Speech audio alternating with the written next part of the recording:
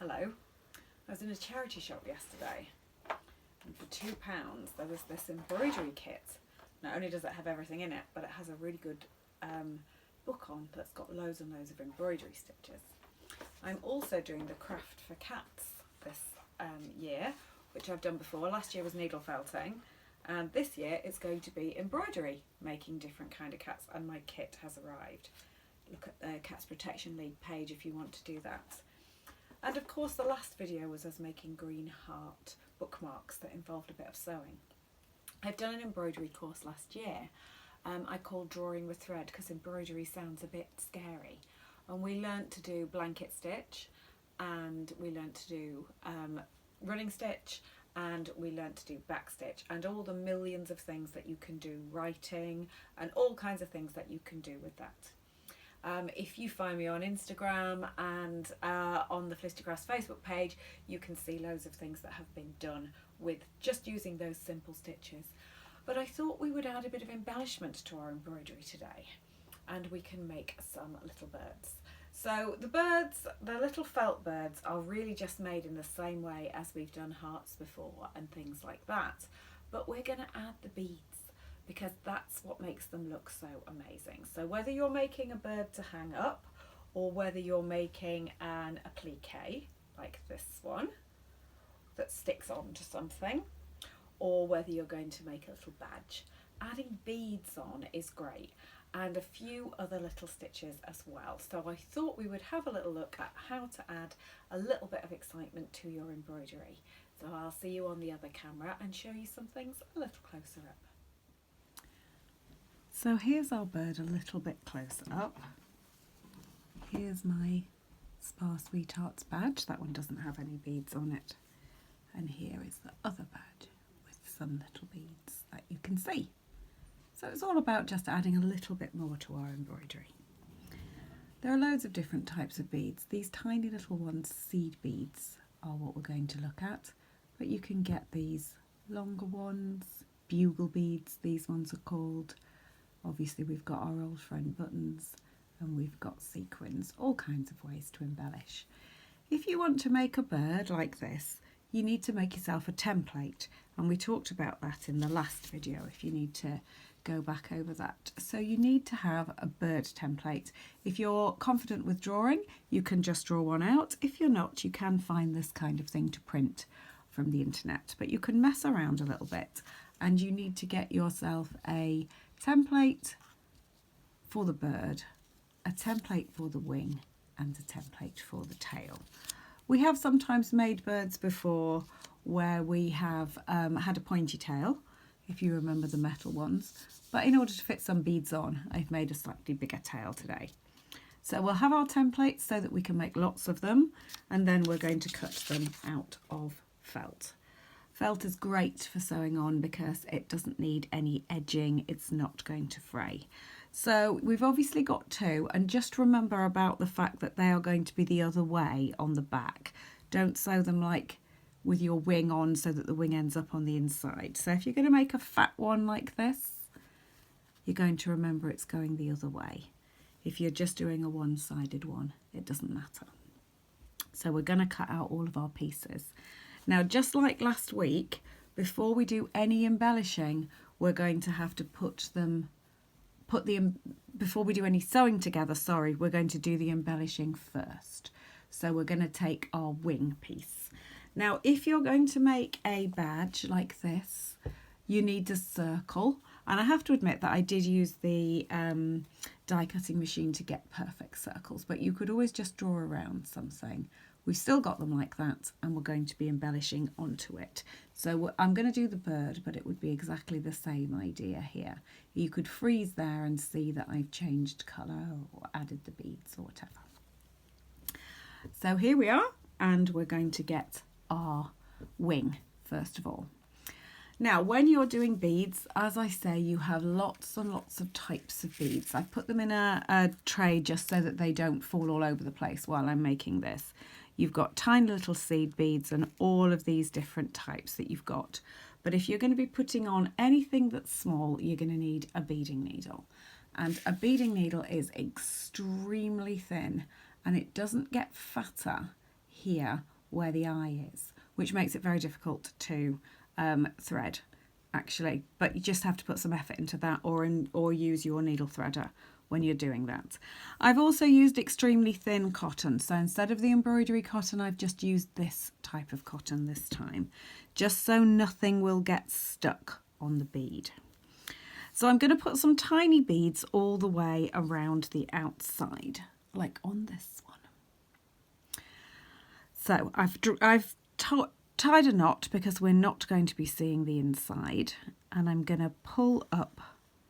Now I've deliberately used a different coloured thread here so you can see it, but of course you don't have to.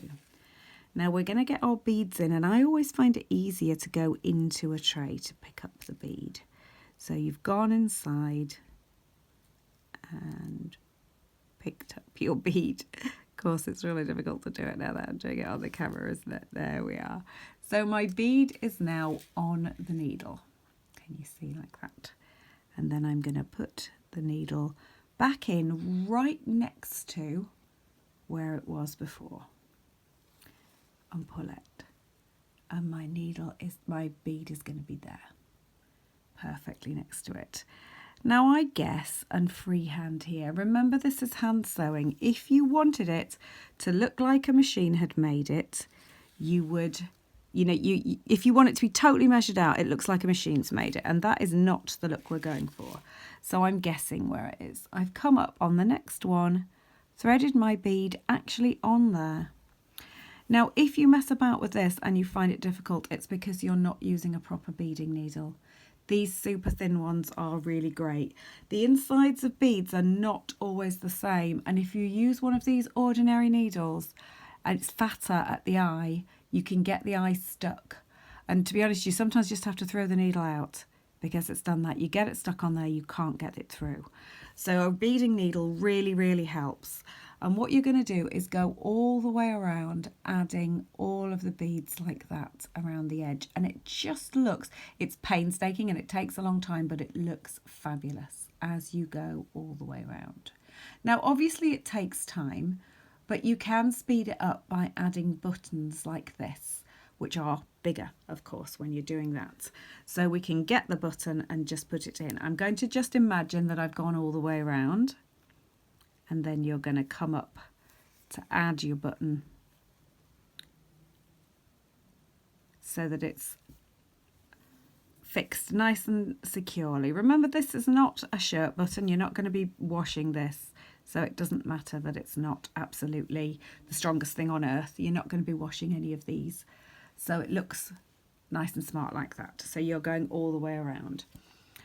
With the one that I've done here, what I've done is used the thicker embroidery cotton, and we've used this a lot of times here with its 6 strands, and I've separated it into 2 strands, and I've done a long stitch and a short stitch in alternate colours. So I went all the way around in pink with a slightly longer stitch, and then all the way around in purple with a slightly shorter one in between. Again, all free-handed, doesn't matter if it's not exactly perfect. And it's gone round perfectly like that. All of that is embellishing. It isn't holding it together. The stitch that holds it together is a whip stitch around the edge, but because I've used pale blue cotton on pale blue felt, you can't really see it. So you can just see that those bits are all added. I've used beads for the eyes and the nose there. If you're going to use these bugle beads, which are these long ones here, these look really great if they're put on a tail. So you can use your needle, come up through just the same way, and then go all the way through the bead. Can you see how that needle is sitting on the bead? The bead is sitting on the needle. I'm just going to move that out of the way so you can see that, how it came off. So you're going to put that in, lay it down onto the tail, and pull it through, and just keep that light touch so that it ends up, let's find one that's got one, it ends up just sitting there like that, still moving around quite a bit, nice and neatly, and using your simple back stitches and running stitches. Hang on, what's that? That's a different stitch, chain stitch. Let's have a look at that. These kind of beads are added just the same way as the bugle beads. Bugle beads are really cheap because they're just cut across. These ones are pearly and a bit fancier. But those ones are all the same way we're adding there. But we want to have a look at that chain stitch. So here we are with chain stitch. Each one should try and be as even as possible, but this is hand stitching. Don't stress yourself out about whether or not they're perfect. Let's just have some fun. It's a decorative stitch, it's not holding anything together.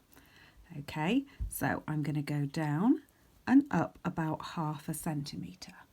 So I've gone down through there and just a very short distance, that's the length of your chain, up like that. I'm now getting my thread and winding it around the needle. Okay, so can you see how that thread has gone round the back of the needle? And now I'm going to pull it through. And that's creating the little chain. To finish it off, I'm going to do the next one. So it's just coming out here. I'm going to go back in almost where it's come out, just like as close as you possibly can get to where it's come out. And then up again, round, and that's going to create my next stitch. Imagine how lovely and petal-like they're going to look when I've gone all the way around. So we've added some beads and we've added a new stitch to our embroidery repertoire. On this one, which is the name of my WI, our logo is actually a heart. So I've put that one in there. It's a Jammy Dodger sweet biscuit. So I've put that little heart on there and I've written our name just in backstitch around. And that just takes some time. Because I've written sweethearts lots of times, I know how long it is and that's why it has to curve. If you have a much shorter name, like the spar part, then you can just put it straight. You need to just work that out. There's a piece of cardboard in between these two bits of felt, and then I've glued, or you could sew, a brooch back on the back.